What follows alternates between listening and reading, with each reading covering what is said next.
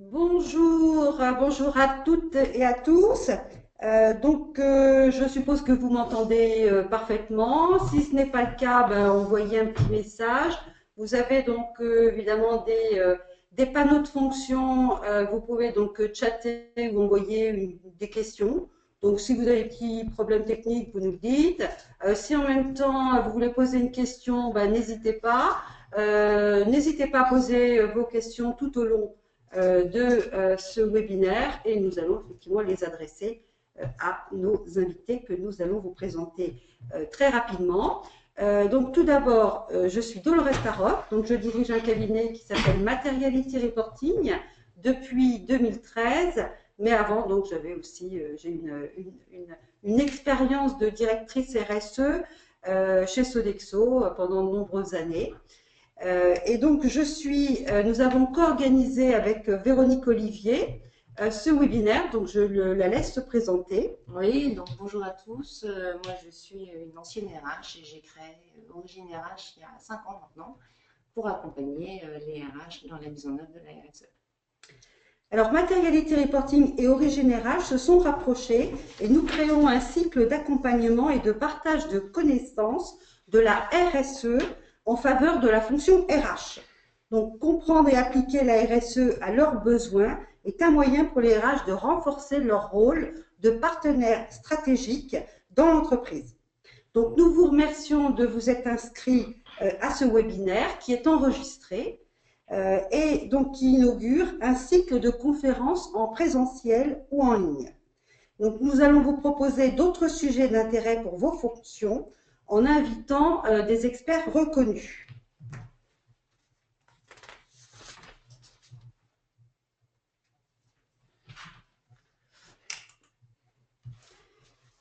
Alors, tout d'abord et rapidement, la RSE est une expertise que nous avons à cœur de partager avec vous. Véronique et moi, nous maillons nos compétences, à la fois RH, RSE, pour vous proposer justement un accompagnement dans vos entreprises.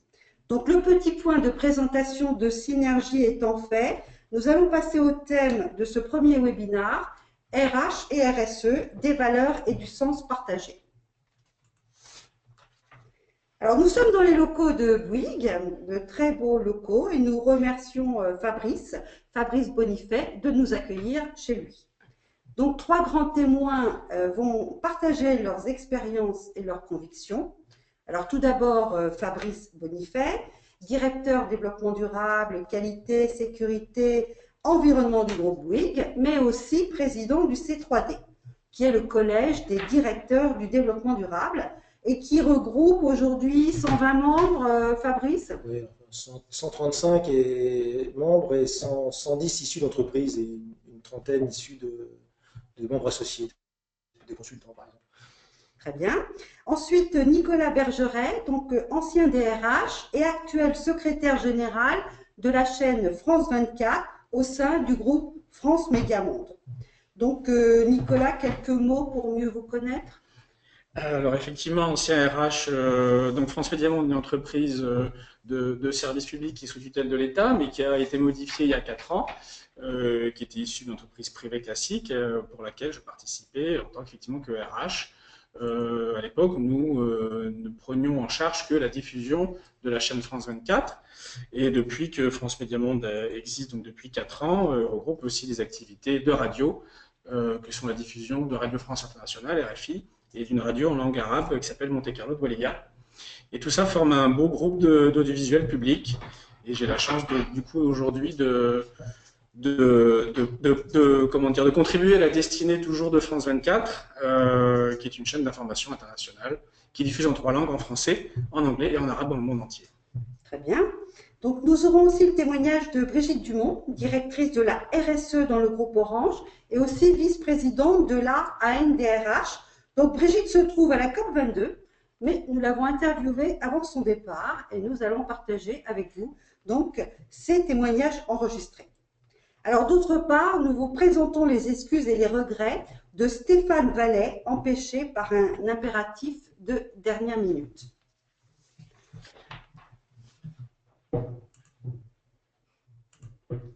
Véronique, donc je te passe la parole pour la suite. Merci Dolores. Donc effectivement, ce premier webinaire a pour question de s'interroger sur le sens, l'impact des DRH grâce à la RSE. Donc, les nouveaux modèles économiques, les nouvelles générations, les transformations liées à la digitalisation, le bonheur au travail, la co-construction, mais les enquêtes aussi sur le rôle et la place des RH qu'on voit régulièrement ces derniers temps, nous invitent à nous interroger sur nos pratiques et revisiter notre définition de la performance, aussi celle de la contribution des RH dans cette performance. Alors, dans ce contexte de profonde mutation de la société, de la façon de faire du business, ou encore de la manière de tisser les liens, la DRH est une pierre angulaire du succès. À condition, bien sûr, et on y reviendra entre autres avec le témoignage de Nicolas, mais à condition, bien sûr, qu'elle puisse lâcher un peu le régalien pour s'emparer de ce sujet de la RSE. Alors, ce sujet de la RSE, en fait, un rapide rappel de la définition faite par la Commission européenne. La RSE, c'est la responsabilité sociétale des entreprises vis-à-vis des effets qu'elles exercent sur la société. Et là, en fait, on commence à initier la notion de partie prenante. Autrement dit, c'est la contribution des entreprises aux enjeux du développement durable dans son sens large.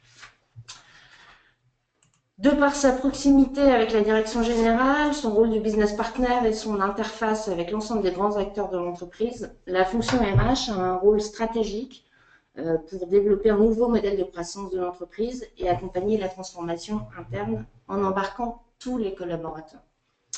Les plébiscites des salariés désireux de s'investir personnellement et professionnellement sont nombreux. Et là, vous avez les chiffres qui sortent d'une étude de l'année dernière faite par Via Voice qui explique que malheureusement, si 78% des salariés considèrent la RSE importante dans la vie de l'entreprise, 85% des salariés souhaiteraient être plus impliqués dans la RSE, alors que 59% pensent ne pas être suffisamment informés des actions RSE mises en place par leur entreprise. Et c'est là qu'on se dit que la RH, au cœur de tout cet écosystème, est réellement un support, une pierre angulaire pour préparer l'avenir, transformer l'organisation et cultiver les talents. En plus, ce qu'on peut souligner, c'est que si la représentation ou la connaissance de la RSE n'est pas forcément complètement appropriée aujourd'hui par la RH, quand on regarde les grands enjeux et les dimensions, ou quelques dimensions opérationnelles de la RH au regard de la RSE, on se rend compte rapidement que le bilan social, par exemple, va nourrir et alimenter la fonction RSE quant aux obligations de reporting réglementaire. Dans un autre sens, le dialogue social, la dimension citoyenne du collaborateur, même la loi El Khomri en créant le CPA et le compte citoyen nous y invite, eh bien, cette problématique-là ou cette dimension-là, elle va nourrir le dialogue avec les parties prenantes qui est a priori travaillé par la RSE. Donc, on se rend compte que vraiment, il y a des interactions qui sont là et qui invitent les RH à s'emparer de ce sujet. Alors, aujourd'hui, en RSE, on parle beaucoup de matérialité, c'est-à-dire de la pertinence des enjeux au regard des attentes des parties prenantes.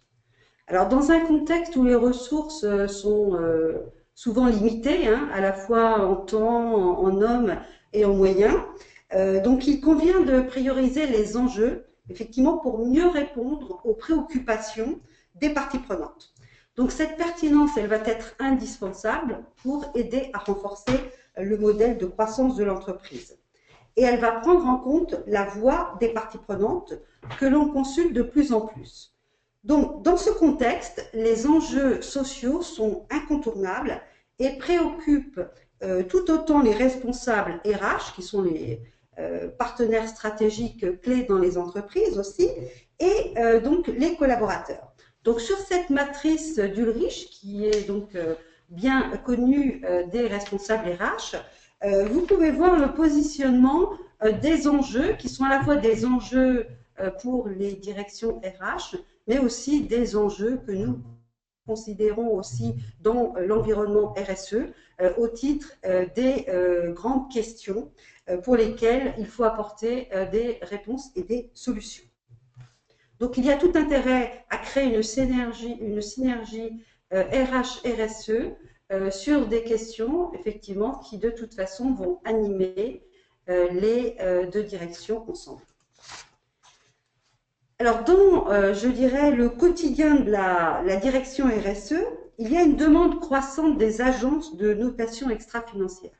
Donc, vous avez des agences comme Robeco-Sam pour l'index du fameux Dow Jones Sustainability Index, ou alors des demandes de Vigeo, notamment en France.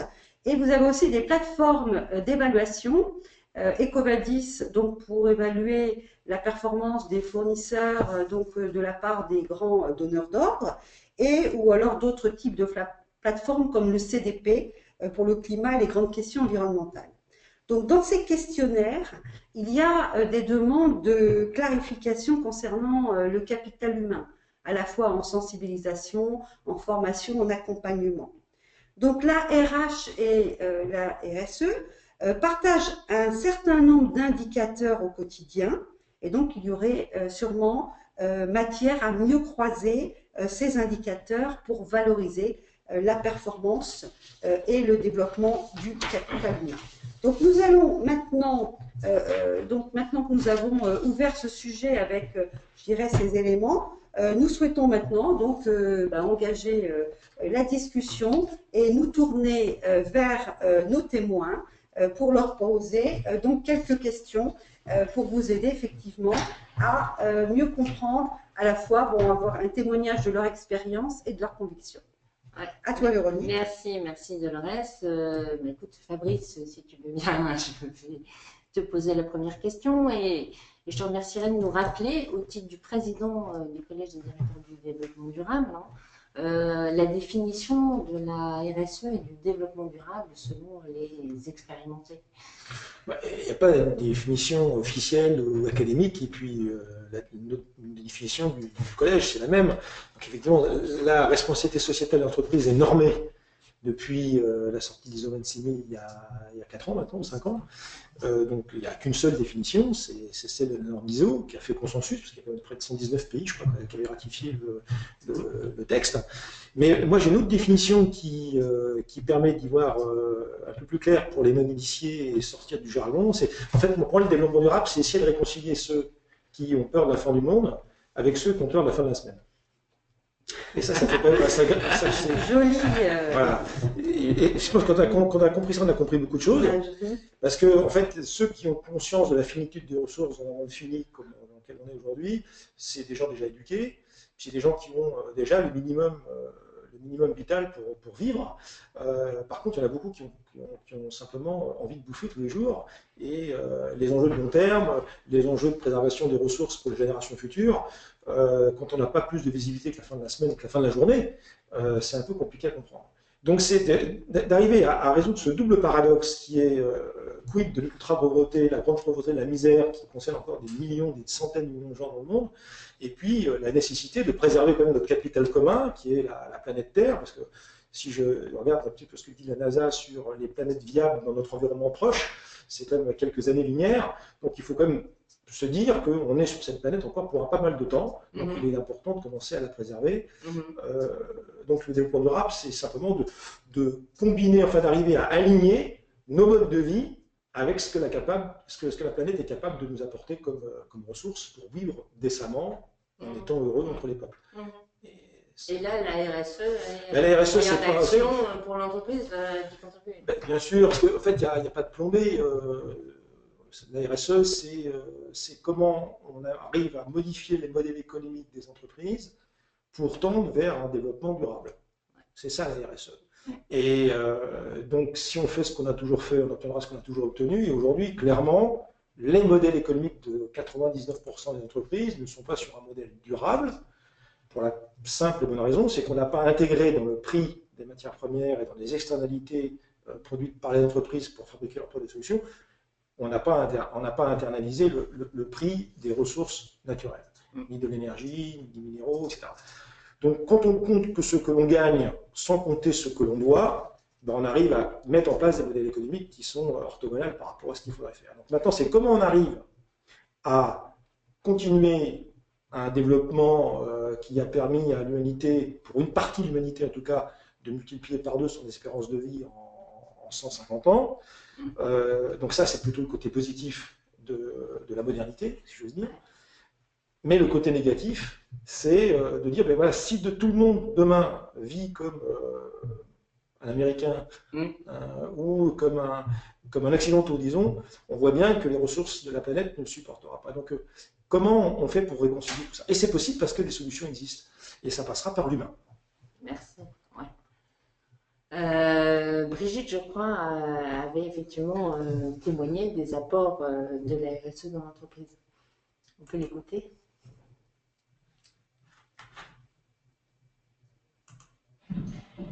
En effet, donc, Fabrice a bien insisté sur le fait que la responsabilité sociétale dans les entreprises était quand même une façon de renforcer la pérennité de l'activité.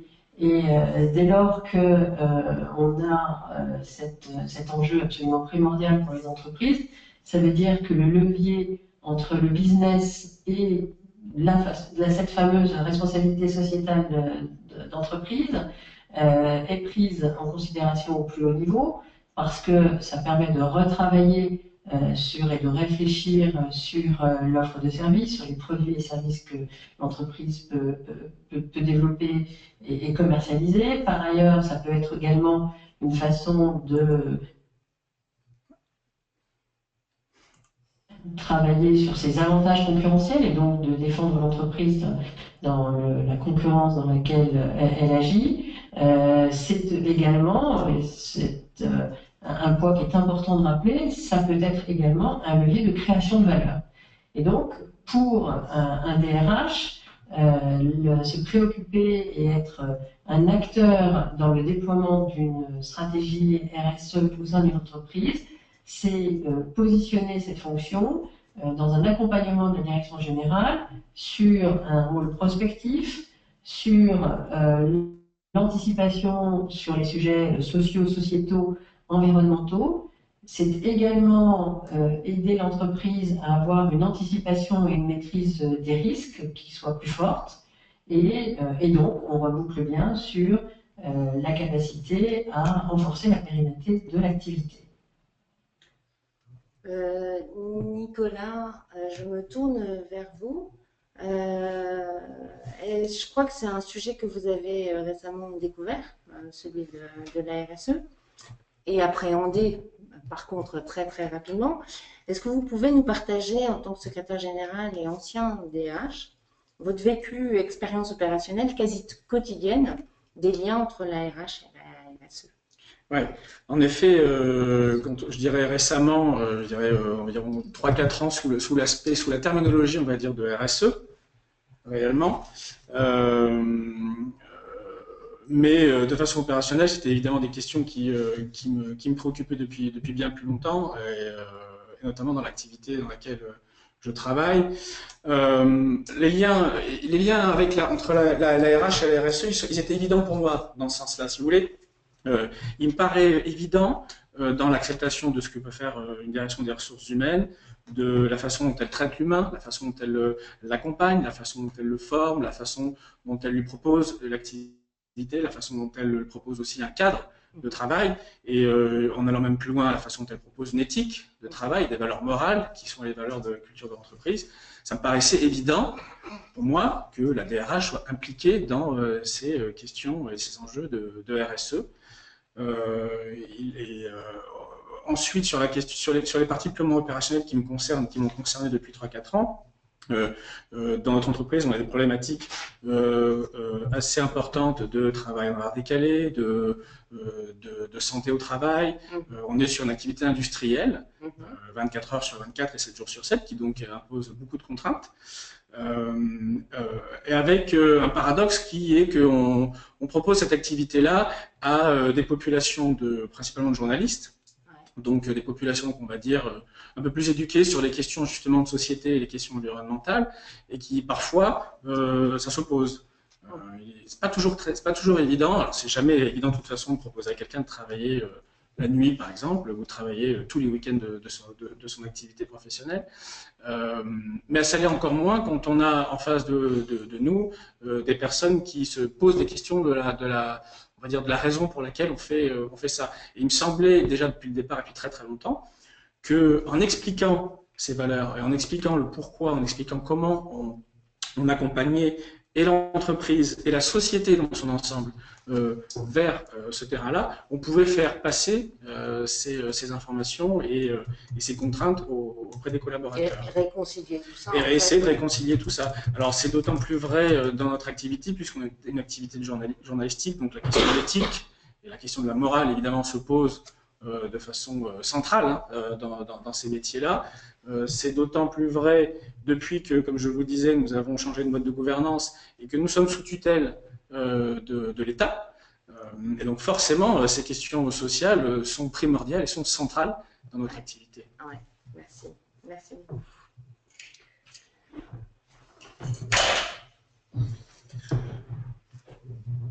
Ah oui, alors Brigitte avait un message aussi à nous passer sur le rôle moteur que la DRH jouait dans l'entreprise. Et donc, pour un DRH, se préoccuper et être un acteur dans le déploiement d'une stratégie RSE au sein d'une entreprise, c'est positionner cette fonction dans un accompagnement de la direction générale sur un rôle prospectif, sur l'anticipation sur les sujets sociaux, sociétaux, environnementaux. C'est également aider l'entreprise à avoir une anticipation et une maîtrise des risques qui soient plus fortes. Et donc, on reboucle bien sur la capacité à renforcer la pérennité de l'activité.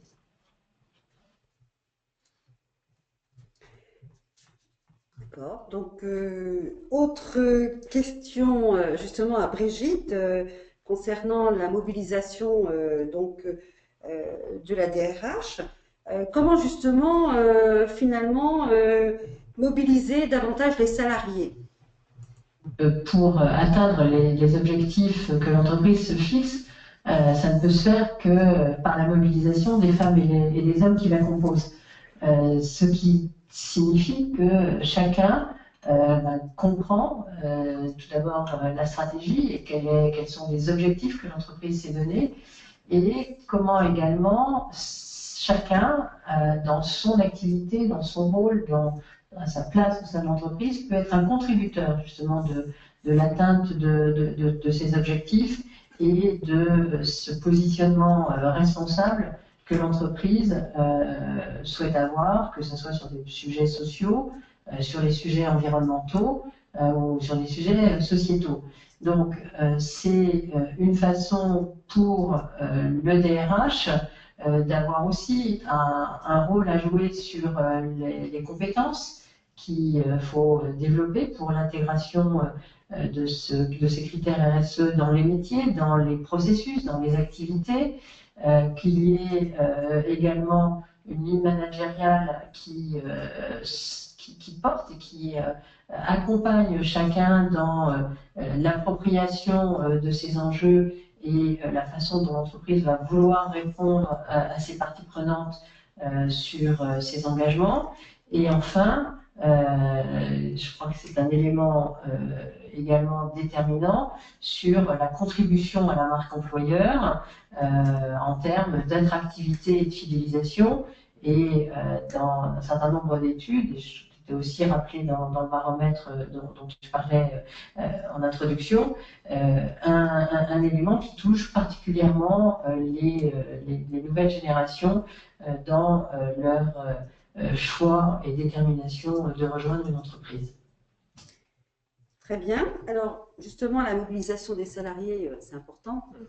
Et comment, Fabrice, leur permettre de s'épanouir davantage au travail et d'être encore plus performants pour l'entreprise qui les emploie. Alors, si on récapitule bien, on a bien compris que la RSE, c'est un levier pour que l'entreprise réinvente ses modèles économiques pour aller vers plus de durabilité. Et qui dit réinventer, dit innover. Et on le sait aujourd'hui qu'il ne peut pas y avoir de collaborateurs innovants sans collaborateurs heureux au boulot. C'est-à-dire qui se sentent suffisamment libres, épanouis, pour pouvoir prendre des risques raisonnables, pouvoir expérimenter et avoir la possibilité de mettre en œuvre ce qu'ils proposent, ce qu'ils inventent au jour le jour pour répondre en fait aux enjeux d'activité et prendre en compte en fait les enjeux de la RSE qui sont comment faire plus de business en dépensant moins de ressources, parce que c'est bien ça dont il s'agit. Donc la RSE appliquée au quotidien, c'est quelles sont les contraintes qu'on va pouvoir enlever aux collaborateurs pour qu'ils puissent travailler de façon plus efficace. Donc le rôle des RH demain, parce qu'il s'agit de ça dans ce webinaire, hein, c'est qu'est-ce que je peux faire pour vous, le RH parle aux collaborateurs, qu'est-ce que je peux faire pour vous simplifier la vie, pour vous rendre la vie plus facile, pour vous rendre plus heureux, pour vous enlever toute espèce de contrainte qui va vous empêcher de bien travailler. Donc, on parle beaucoup aujourd'hui des concepts d'entreprise libérée, de bonheur au travail, etc. Moi, je crois à 100% à ces concepts-là, parce qu'on voit bien que les entreprises qui savent les mettre en place sont les entreprises qui surperforment aujourd'hui et qui savent réinventer plus vite que les autres leur modèle. Alors attention, il ne faut pas se tromper, hein. Il ne faut pas confondre liberté et anarchie. Dans les entreprises où règne ce type de management des ressources humaines, on sait pourquoi on travaille, c'est-à-dire un client qui paye, et on sait pour qui. Hein, pourquoi? Pour qui? C'est le client, bien sûr. Le pourquoi, c'est d'arriver à satisfaire le client sans dégrader tout ce qu'il y a autour. Donc, il ne peut pas y avoir une entreprise prospère dans un océan de misère. Donc, c'est avec le souci de rendre l'entreprise contributive nette de ressources, c'est-à-dire de ne pas exercer sur les écosystèmes plus de contraintes que ces écosystèmes sont capables de digérer. Et si on veut réinventer nos modèles économiques, ça ne peut passer que par des collaborateurs qui sont complètement conscients qu'ils ont un rôle à jouer dans ce domaine-là. Et comme ils sont en front-line par rapport aux clients, ils sont en front-line par rapport aux problématiques, ils sont les mieux placés pour trouver des solutions. Donc on dit souvent, c'est celui qui sait qui fait. Donc c'est le collaborateur au contact des problématiques de l'entreprise qui est le plus à même de pouvoir réinventer une fois qu'il a bien conscience du pourquoi il travaille et pour qui il travaille. Donc le rôle des RH, c'est très simple. C'est comment rendre heureux les collaborateurs. Hein, on parle de Chief Happiness Officer, hein, il y a déjà des gens qui orientent leur fonction dans ce domaine-là. C'est comment je peux simplifier au maximum toutes les problématiques administratives. Et Dieu sait si le droit du travail nous a gâtés dans ce domaine-là. Bon, il y a moyen aujourd'hui, grâce au digital notamment, de simplifier ces parcours-là. Ensuite, en termes d'organisation du travail, c'est certainement là où il y a le plus de gisements de progrès possible. Sur la flexibilisation du travail, sur les environnements de travail. On voit bien aujourd'hui que les environnements de travail qui sont proposés aux salariés, alors, notamment dans tout ce qui est tertiaire, ne sont pas complètement adaptés au cycle physiologique. Donc, il faut faire un lien entre santé, on en parle beaucoup en matière de RSE, et travail. Aujourd'hui, on parle beaucoup de sécurité, ce qui est une bonne chose, mais il faut aussi parler des enjeux santé. Donc, c'est comment on va pouvoir réinventer les environnements de travail pour que les collaborateurs puissent délivrer ce qu'on attend d'eux sans dégrader leurs conditions physiques, leur santé. Donc, les gisements de progrès sont énormes, à condition d'accepter de changer toutes les règles du jeu. Est-ce que tu aurais des exemples d'expérimentation de ce type de approche? Toi-même, par exemple, est-ce que dans ton entreprise, tu le mets en place? Enfin, qu'est-ce qui t'a inspiré par ailleurs et t'a donné envie de le faire? En ce qui concerne Bouygues, on utilise depuis maintenant près de 15 ans un logiciel d'auto-évaluation qu'on appelle ABI. ABI, c'est l'acronyme de Auto-évaluation et Benchmarking du groupe Bouygues, qui agrège les meilleures pratiques mondiales en matière de système de management et en matière de système de management, plus particulièrement des ressources humaines. Et on utilise ce logiciel qui est un logiciel de benchmarking pour comparer nos pratiques internes avec ce qui se fait de mieux. Donc on a été voir depuis longtemps ce qui se faisait de mieux en matière de management des ressources humaines orientées selon les concepts dont je viens de parler, c'est-à-dire l'entreprise libérée. Et ce qui nous a le plus inspiré, c'est notamment l'entreprise Favi, que tout le monde connaît bien maintenant, enfin, dans le domaine des RH en tout cas, Jean-François Aubry, qui a été l'un des patrons charismatiques de cette entreprise il y a quelques années, et qui a démontré que, à partir du moment où on a compris pourquoi et pour qui, que les collaborateurs étaient capables de s'auto-organiser, parce qu'ils avaient cette obsession de satisfaire leurs clients, ils étaient capables de prendre des décisions bien au-delà de ce qu'on pensait qu'ils étaient capables de prendre, parce qu'ils se sentaient responsables et qu'ils avaient ce qu'on appelle la liberté du comment.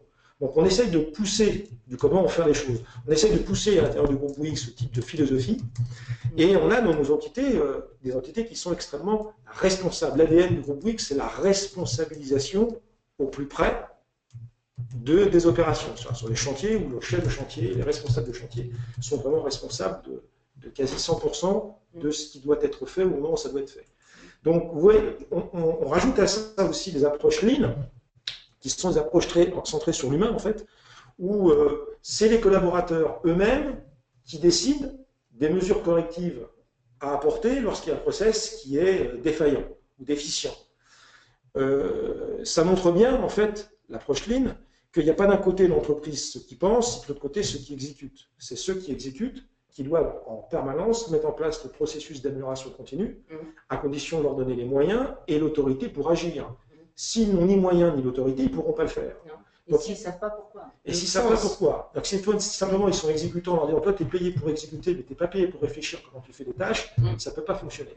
Donc on voit bien que dans le monde dans lequel on rentre, où il va falloir qu'on réinvente complètement nos façons de faire en prenant en compte donc, la finitude des ressources, donc il faut être extrêmement frugaux dans l'utilisation des ressources pour fabriquer toujours plus de valeur ajoutée perçue par le client, on ne pourra pas le faire sans l'intelligence de tous les collaborateurs. Et pour que cette intelligence puisse s'exercer, il faut que les collaborateurs soient libérés.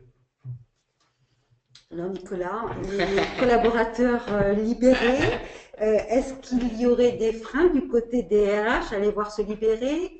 Comment vous voyez, vous, je dirais, cette approche? Alors, moi, ce que je vois, c'est il y a quand même une chose fondamentale et que Fabrice et Brigitte ont très bien évoqué, c'est cette question d'éthique générale et comment le DRH peut effectivement s'impliquer encore davantage pour libérer la parole de chacun, pour que chacun puisse s'impliquer et s'intégrer dans cette question d'éthique qui, à mon sens, est centrale à la RSE. Je dirais déjà que le problème, et c'est aussi ce qu'a évoqué, je crois, Brigitte tout à l'heure, c'est le positionnement déjà en premier lieu de la DRH, la direction des ressources humaines, dans le rôle stratégique de l'entreprise. On l'évoquait un tout petit peu avant, avec Fabrice, avant le début de ce webinaire. Il est indispensable pour arriver à lever les freins et les barrières au déploiement et au développement des questions sociétales, sociales et de développement durable de l'entreprise, que la direction des ressources humaines soit clairement positionnée de façon stratégique au sein des directions des entreprises. Ce n'est pas toujours le cas, c'est même encore loin d'être le cas. Souvent, les directions des ressources humaines sont réduites à des directions de process, on va dire de juridique, des questions régaliennes. Et il est clair que pour y arriver, il faut absolument que les DRH s'impliquent, et soient impliqués, et soient entendus, et puissent donner son avis, et permettre aussi à l'entreprise d'avancer dans ce sens-là. Donc je pense, pour moi, c'est le premier frein. Et vous pensez que la RSE, c'est un levier pour faire ça? La RSE est un levier, parce que, comme on le disait tout à l'heure, on ne peut pas développer justement, essayer de faire en sorte que l'entreprise soit pérenne, soit durable, qu'on ne bouffe pas toutes les ressources sans impliquer l'humain. Puisque évidemment, comme il le dit Fabrice très justement, c'est l'humain qui va bouffer cette ressource et qui va consommer cette ressource de l'entreprise. Et l'humain, qui gère l'humain? Qui mieux que le DRH gère l'humain? On ne peut pas demander à un DAF, on ne peut pas demander à des fonctions juridiques de gérer les humains. Donc, alors là, ça rejoint un sujet qui à mon sens, est assez sensible actuellement. Justement, sur ces questions d'éthique, c'est l'alignement du directeur des ressources humaines vis-à-vis de la position justement d'éthique et de morale de l'entreprise. Et je pense que ça, c'est majeur. Je lisais il n'y a pas très très longtemps encore un article qui disait que, en gros, une majorité des DRH ne se sentaient pas alignés vis-à-vis des décisions, que ce soit pas seulement stratégiques, mais des décisions purement opérationnelles, de gestion des personnels, de questions d'éthique, de questions morales, de façon très générale. Et il me semble que ça, c'est fondamental. Je pense qu'il y a réellement, pour que le DRH soit positionné comme un élément clé de la stratégie d'entreprise, il faut qu'il soit aligné avec l'image et l'éthique de l'entreprise. Et cet alignement, cette éthique, passe par la RSE. La RSE, justement, traduit, les démarches de la RSE traduisent justement l'éthique de l'entreprise et ce vers quoi tout un chacun, mais aussi évidemment le DRH, doit pouvoir s'aligner. Là, on prend un exemple concret, la question de diversité dans l'entreprise. Il est évident que si une entreprise n'a pas de ligne morale et d'éthique clairement définie, clairement identifiée, voire même, on va dire, inscrite physiquement, dans des statuts d'entreprise, forcément, le DRH, à un moment donné, il va se retrouver confronté à ça. Si on va avoir un manager qui va émettre des avis curieux sur les questions de diversité, sur les questions d'origine de leurs collaborateurs, comment un DRH qui n'entre pas sur ce terrain-là et qui au contraire essaie de promouvoir cette question d'éthique vis-à-vis de la diversité, comment le DRH peut ensuite accompagner le manager au mieux et comment ensuite il peut être perçu comme un élément stratégique de la direction de l'entreprise. Moi je pense que c'est l'élément fondamental. Ensuite, le deuxième point, et ça c'est le point sur lequel on va tous se rejoindre, c'est la question de budget, mais je pense que là, effectivement Fabrice l'a bien évoqué tout à l'heure, c'est-à-dire comment créer de la valeur tout en consommant mieux et en consommant nos ressources de façon plus intelligente. En impactant une contribution positive. Positive, exactement. Voilà. Là, on a un exemple très concret, moi, que j'ai en tête, c'est la question du déplacement de tous mes collaborateurs dans le cadre de mon activité. Les journalistes se déplacent beaucoup, ils vont beaucoup, puisque nous sommes une chaîne qui est diffusée dans le monde entier. Donc, nos journalistes vont dans le monde entier. On a des correspondants, effectivement, qui travaillent dans les pays, mais on a aussi des journalistes qui se déplacent beaucoup. Et moi, depuis très longtemps, et depuis, je réfléchis à cette question de ce qu'on appelle communément l'empreinte carbone, mais qui, à mon sens, est primordial parce qu'on a des gens qui voyagent beaucoup, qui voyagent parfois dans des conditions qui sont difficilement compréhensibles uniquement parce qu'on a des contraintes budgétaires qui vont leur imposer un mode de déplacement et ce mode de déplacement va avoir un impact beaucoup trop important justement sur l'environnement et sur l'activité de l'entreprise, uniquement pour des questions budgétaires. Donc moi, je réfléchis depuis longtemps à ça et on essaie de trouver des solutions un petit peu innovantes, justement dans le mode de transport. Parfois, d'avoir, je pense, les billets d'avion, de passer un petit peu moins de temps dans l'avion et de faire un petit peu des sauts de puce. Évidemment, trouver des solutions pour regrouper des voyages, pour avoir différents endroits où on va faire sur un seul voyage, on va pouvoir gérer plusieurs choses au même endroit, un peu de synergie dans l'activité, plutôt que de déclencher un billet d'avion en claquant des doigts en disant je vais à Tombouctou demain et j'y vais le plus vite possible et ça va coûter une fortune. Merci. Il y a peut-être des relais locaux, peut-être. Alors les relais locaux sont évidents, mais ça, en revanche, effectivement, on travaille beaucoup là-dessus. Comme je vous disais, on a des bureaux de correspondants. Les relais locaux sont indispensables. D'abord, effectivement, pour arriver à réduire, que ce soit le coût, mais justement les empreintes environnementales. Et aussi sur les questions de société, puisque ça nous permet du coup d'avoir un témoignage très fort et sur le terrain de ces relais pour savoir comment on va pouvoir s'adresser à cette société. Donc là, ça rejoint ce que je disais au début, justement sur la question de l'éthique et de notre lien vis-à-vis de nos tutelles, puisqu'on est sous tutelle du ministère des Affaires étrangères et d'une certaine façon, France Média Monde représente un petit peu la voix de la France dans tous les pays où on va se présenter. Donc c'est très très important effectivement d'avoir des relais locaux pour arriver à mieux cerner les problématiques. Ok, je crois que Brigitte avait encore quelque chose à ajouter en termes de création de valeur. Peut-être, si vous le permettez, ce qui est intéressant de noter, c'est au travers notamment de la restitution et de la présentation du baromètre qui a été fait cette semaine, où on détecte effectivement le fait que les salariés engagés en RSE ont dans leur réponse des taux qui sont en général supérieurs aux autres collaborateurs qui ont été interviewés dans cette étude. On s'aperçoit qu'il y a un levier de motivation et également d'épanouissement. Et je pense que lorsqu'on fait le lien entre les ressources humaines et la qualité de vie au travail, justement, cette performance durable se lie aussi à la performance sociale de l'entreprise. Donc ça, c'est un point important. Et puis, une autre étude que je trouve, pour ma part, assez intéressante de rappeler, c'est celle que France Stratégie a publiée, qui a fait une étude et qui réaffirmait, ou en tout cas démontrait, que la RSE procure un gain de performance en moyenne de l'ordre de 13% par rapport aux autres entreprises. Donc, s'il tant est qu'il fallait encore convaincre de se pencher sur ces sujets, je pense que ça peut être aussi un élément d'interpellation et de mobilisation des directions générales sur ce point, et on reboucle bien sur l'introduction initiale de notre discussion, qui disait qu'on parlait bien de pérennité de l'entreprise et que le lien entre RSE et business est un lien absolument évident. Ok. Donc nous avons avant de peut-être passer à la suite, nous allons peut-être répondre à une question qui a été posée par donc un participant qui demande: considérez-vous que le marché propose des outils pour mesurer la sphère RSE de l'entreprise, outils de suivi, pilotage RH, indicateurs, merci, etc. Donc, Fabrice, qu'est-ce que devant toi, j'ai pas oublié, j'espère que j'ai pas l'oublié.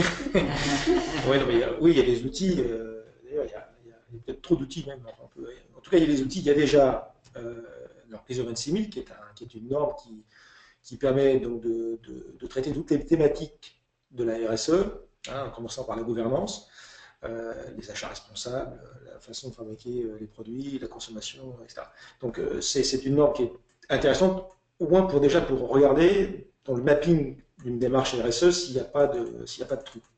Ensuite, il y a bien sûr au niveau des indicateurs la GRI 4, qui avant le nouveau standard en cours, qui permet d'avoir un corpus d'indicateurs ou de propositions de définition d'indicateurs qui permet donc aux entreprises d'avoir des métriques comparables, car c'est bien de se mesurer, encore faut-il pouvoir se comparer pour bien apprécier sa performance. En matière de RSE également, il y a des labels. Il y a tout un tas de labels qui existent aujourd'hui. Le label Lucie en France, qui est assez connu. Il y a aussi, l'AFNOR propose aussi d'autres labels qui permettent donc d'évaluer la maturité d'une démarche RSE par rapport à des référentiels de type ISO 26000. Et puis, il y a aussi les fameux indices issus des agences de notation sociale et environnementale qui, dès lors que l'entreprise répond à des questionnaires assez sophistiqués sur la façon dont l'entreprise met en place une stratégie RSE, et bien, sur la base des réponses et de la crédibilité des réponses, ça permet donc à ces organismes de qualifier, entre guillemets, les entreprises pour qu'elles soient intégrées dans des indices qui sont ensuite regardés de près par des fonds d'investissement socialement responsables ou pas d'ailleurs, parce qu'on voit maintenant que ces critères commencent à arriver dans ce qu'on appelle la finance mainstream, ce qui est une bonne chose. Et donc ces fameux indices sont quelque part des indicateurs avancés de la maturité des entreprises en matière de politique RSE. Il y en a une dizaine qui, comme ça, existent. De le reste, on parlait d'un tout à l'heure sur le DJSI, mais il y en a d'autres. Donc, une entreprise qui veut se comparer et qui veut mesurer sa maturité sur ses pratiques RSE, elle peut le faire aujourd'hui. On n'est pas complètement. Il y a le parc mondial, il y a les ODD également qui sont les 17 ODD qui sont sortis. Et il y a moyen aujourd'hui de pouvoir se mesurer et se comparer, ce qui n'était pas le cas il y a 10 ans. Donc ça, quand même, c'est comme tous ces outils-là sont des outils quand même assez récents, mais qui accompagnent aujourd'hui l'entreprise dans la mise en place de stratégies, car on voit bien que tous ces sujets sont interdépendants. On peut dire qu'il y a un sujet qui est plus important que d'autres. Aujourd'hui, on fait un focus sur la composante ressources humaines, et on sait que dans la composante ressources humaines de la RSE, on en a parlé, il y a la diversité, le handicap, l'éthique, la santé, la sécurité, l'engagement. Mais moi, ce que je mettrais en premier, ce que vous m'avez demandé de répondre tout à l'heure, et je répète, parce que pour moi, c'est le message le plus important, c'est l'épanouissement des collaborateurs dans leur capacité dont ils vont avoir ou pas demain à trouver des solutions aux problèmes auxquels ils sont confrontés. Et donc, on leur donnait le pouvoir d'agir, hein, parce que l'empowerment, la mise en pouvoir des collaborateurs, on en parle depuis longtemps, mais maintenant il va falloir le faire, car on sait très bien que les solutions viendront des collaborateurs qui sont en frontline avec les problèmes, c'est-à-dire avec leurs clients, avec des clients qui sont versatiles, des clients qui ont de plus en plus de possibilités de choisir. Et donc, pour satisfaire les clients, pour les garder, pour les fidéliser, eh bien, il faut en permanence innover. Mais il ne faut pas innover pour innover, il faut innover pour garder ses clients, pour que le produit ou la solution soit toujours plus collé à l'attente exprimée ou pas d'ailleurs, mais en dépensant toujours moins de ressources. C'est ça qui est plus compliqué par rapport à ce qu'il y avait avant, c'est qu'il faut arriver à créer toujours plus de valeur perçue en dépensant toujours moins de ressources. Faire plus avec moins. C'est faire plus avec moins, absolument. J'ai envie de dire que même les clients regardent de plus en plus ce qui est fait en matière de RSE par leurs fournisseurs. Hein. Oui, il y a un enjeu au-delà de l'image. Hein. Ouais. C'est que, on a vu que le but de la RSE, c'est permettre à l'entreprise de durer, parce que c'est l'objectif de l'entreprise, de durer, et pour durer, l'entreprise doit gagner de l'argent, mais doit découpler autant que possible sa capacité à produire de la valeur et à consommer des ressources. Et ça induit quelque chose qui est essentiel pour la mise en place des démarches RSE orientées business dans le futur, c'est la transformation des modèles économiques. C'est que l'innovation, elle ne sera pas simplement produit ou servicielle, elle sera dans le modèle économique. C'est quel est le modèle sur lequel l'entreprise doit s'appuyer pour pouvoir réinventer son modèle. Et ça c'est essentiel que les ressources humaines comprennent ça, parce que les compétences dont on va avoir besoin pour mettre en place des stratégies d'économie circulaire, d'économie sociale, d'économie de la fonctionnalité, d'économie sociale et solidaire, les compétences dont on va avoir besoin n'ont pas grand-chose à voir avec les compétences dont on avait besoin dans une économie linéaire. Et c'est ces compétences-là qui seront des compétences beaucoup plus sur la façon de travailler les uns avec les autres et pas les uns à côté des autres, donc le savoir-être de l'entreprise, la notion de co-création. Comment on va non pas travailler en relation client-fournisseur dans une approche je gagne, tu gagnes, je gagne, tu perds, comme c'est aujourd'hui, mais dans une approche de co-construction où toutes les parties prenantes impliquées dans la chaîne de valeur aient une contribution positive. Tout ça, c'est pas que des concepts. On voit qu'il y a des entreprises qui le mettent en œuvre et c'est des entreprises qui probablement, enfin en tout cas on peut l'espérer, auront des modèles économiques les plus durables. Ton point de vue justement rejoint une question posée. Sur l'intelligence émotionnelle. Donc, Nicolas, que pensez-vous de l'intégration du concept d'intelligence émotionnelle, compréhension et prise en compte des émotions de chacun, gestion des conflits par la CNV, etc., dans la gestion des RH et dans les processus de l'entreprise globale? Donc, quel est votre point de vue? Moi, je rejoins complètement ce que vient d'expliquer Fabrice. Dans cette démarche d'implication de l'humain, justement, dans toutes ces questions qu'on évoque depuis le début de cette rencontre, l'intérêt premier, justement, c'est de sortir du modèle ancien et dépassé de la capacité, on va dire, intellectuelle du collaborateur, ou parfois même réduite uniquement à des questions pratiques et de compétences techniques, mais effectivement d'intégrer ce qu'on appelle les soft skills, c'est-à-dire toutes ces données qu'on ne sait pas forcément encore aujourd'hui quantifier, et c'est bien là où est la difficulté d'un DRH de pouvoir donner des éléments concrets à une direction générale qui va réfléchir à la partie business de l'entreprise, donner ces éléments qui ne sont pas forcément quantifiables ou difficilement quantifiables. Donc c'est essentiel, évidemment, c'est fondamental. Pour moi, je pense que ça doit quand même passer par une formation et une évolution du management, du manager. C'est fondamental et essentiel. Le manager, c'est celui qui connaît ses collaborateurs, qui doit les connaître encore plus. Il les connaît au quotidien, mais il doit travailler avec eux, pas seulement sur ses compétences techniques, mais sur la façon dont ils s'intègrent dans l'entreprise, déjà dans leur équipe, comment ils contribuent dans l'équipe, comment ils contribuent au bien-être de l'équipe, et de ce fait, par une meilleure compréhension, une meilleure capacité de production, comment ils contribuent au bien-être de l'entreprise en général et à la capacité de l'entreprise de pouvoir avoir de pouvoir continuer à progresser et à produire toujours mieux et dans des meilleures conditions. Donc c'est essentiel, c'est majeur, à mon sens, l'intelligence émotionnelle. Il faut aujourd'hui arriver à trouver des outils pour effectivement quantifier ces données et avoir des niveaux aussi importants que sont le quotient intellectuel, le quotient physique, on va dire, et le quotient émotionnel. Ce sont les trois données fondamentales qu'il ne faut, et il ne faut surtout pas oublier l'intelligence émotionnelle, effectivement, dans le parcours du collaborateur. Merci beaucoup Nicolas. L'heure passant, en fait, je pense que je vais vous inviter à dire le mot de la fin. Nicolas, vous avez peut-être envie de... le mot de la fin, je pense qu'on a dit beaucoup de choses très riches et très intéressantes ici. J'ai beaucoup apprécié justement on va dire les différents points de vue. Pour ma part, comme je disais en début de contribution, je pensais que les questions de RSE, c'était des questions qui devaient être réservées quasi exclusivement au DRH. Je me suis rendu compte depuis quelques années que finalement pas du tout. Et je trouve ça plutôt bien parce que finalement on arrive à avoir l'important en fait c'est d'avoir des contributions de absolument partout. Je pense que c'est ça la notion fondamentale de la RSE, c'est d'arriver à prendre en compte toutes les parties prenantes, les intérêts de tout le monde, de chacun individuellement mais aussi de tout le monde, la façon dont chacun interagit sur les intérêts des uns et des autres. Et je pense que effectivement, l'exercice qu'on fait aujourd'hui, déjà en soi, on va dire, c'est une forme d'exercice, c'est une forme de démarche RSE qui fait qu'on contribue chacun de façon et avec notre expérience à justement donner une espèce de définition qu'on pourrait et qui devrait sortir un petit peu de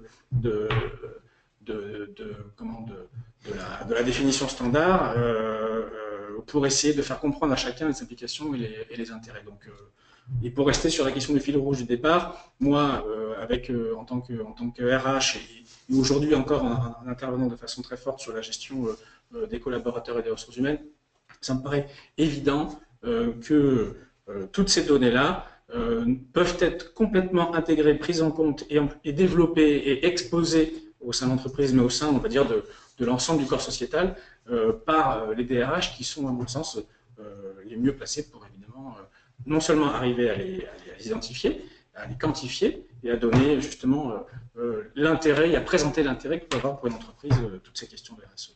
Merci beaucoup. Fabrice? Il y a trois leviers, moi je pense, pour que la RSE soit complètement intégrée à la fonction RH. Un RH, la fonction ressources humaines dans les entreprises, ça doit servir à trois choses. Première chose, l'amélioration des conditions matérielles de travail des collaborateurs. Je pense que là aussi, il y a la réglementation qui dit une chose, puis il y a ce que les entreprises font par rapport à la réglementation et ce qu'elles pourraient faire. Donc les conditions matérielles de travail, on est tous d'accord qu'il ne pourra pas y avoir de réinvention, il ne peut pas y avoir de collaborateurs satisfaits sans des conditions de travail irréprochables, et je pense que dans ce domaine-là, encore beaucoup à faire. Deuxième condition, c'est les conditions de reconnaissance et de récompense des collaborateurs. Donc, les entreprises confondent souvent récompense et reconnaissance, alors que les collaborateurs, en fait, ils mendient de la reconnaissance, on leur donne de l'information. Ce qui est important, c'est la reconnaissance. Et il est essentiel de revoir, de réinventer les modèles de reconnaissance, parce qu'on voit bien que la croissance infinie dans un monde fini en ressources, c'est pas possible, que la récompense par l'argent, par le statut, ça a eu payé, mais ça ne paye plus. On voit bien que les jeunes générations sont beaucoup moins appétents par rapport à ces signaux de récompense. Ils veulent de la reconnaissance. Et ça enchaîne sur le troisième point qui est, ok, si on peut plus, si les leviers de récompense anciens ne sont plus opérants aujourd'hui, qu'est-ce qu'il faut faire? Ce qu'il faut faire, c'est leur donner le plus de liberté possible. Et leur donner le niveau de formation qui est requis par rapport à l'objet social de l'entreprise. Mais à partir du moment où on estime qu'ils sont compétents, eh bien, c'est leur donner les espaces de liberté pour pouvoir mettre en place la façon dont ils veulent s'organiser, la façon dont ils veulent travailler pour créer de la valeur. Et comment ils vont pouvoir toujours mieux co-créer avec les personnes qui vont être les personnes ressources pour elles. Parce qu'on s'aperçoit qu'une entreprise, c'est la capacité, les entreprises de demain, les entreprises qui vont durer, ce sera la capacité des entreprises à toujours travailler mieux les uns avec les autres, en symbiose. Et pour ça, il faut revoir complètement cette notion de lien hiérarchique, hein, qui qui doit évoluer vers des liens de collaboration. Comment un collaborateur demain ne sera heureux que s'ils se sont utiles dans l'organisation, s'ils se sont reconnus. Pour ça, il faut le reconnaître avec des nouveaux niveaux de reconnaissance. Et comment il va s'insérer avec son savoir-faire, avec son savoir-être, et surtout comment il va pouvoir aligner ses centres d'intérêt personnel avec l'objet social de son entreprise. Et je pense que quand on arrive à se faire se rencontrer en fait les aspirations personnelles, les valeurs des collaborateurs avec des valeurs humanistes et bienveillantes de l'entreprise, eh bien on arrive à avoir des collaborateurs qui sont épanouis et qui donc produisent de la valeur d'une façon différente de ce qu'on a connu. Donc on voit bien que c'est un enjeu énorme, mais on est en survitesse, on vit en survitesse, on voit bien que le modèle n'est pas sustainable, pour le dire, n'est pas durable. Il faut qu'on réinvente le modèle, et pour réinventer le modèle, il faut qu'on modifie nos systèmes de management. Merci Fabrice, merci Nicolas, merci Brigitte. Donc merci à vous d'avoir suivi ce webinaire. Je pense que nous, toutes les deux, on avait envie de partager un proverbe chinois. Effectivement, quand les vents du changement soufflent, certains construisent des abris et d'autres des moulins. Donc effectivement, nous sommes devant une ère de transformation et nous la vivons, je dirais, pleinement. Plutôt que de chercher, on va dire, à réduire ces risques, saisissons les opportunités que la transformation nous offre pour revoir un petit peu nos modèles et les faire évoluer vers différemment pour répondre aux besoins du présent et du futur. Alors merci encore. Donc vous aurez un accès à ce webinaire par mail. On vous partagera ce lien. Donc nous avons été ravis d'accueillir nos invités, de le faire chez Bouygues, et je peux vous dire, on est dans des locaux qui sont superbes. Et donc voilà, donc je vous souhaite une bonne continuation, une bonne fin d'après-midi, et puis on espère vous revoir sur nos ondes, on va dire, de webinaires prochainement. Merci beaucoup, au revoir. Merci. Au revoir.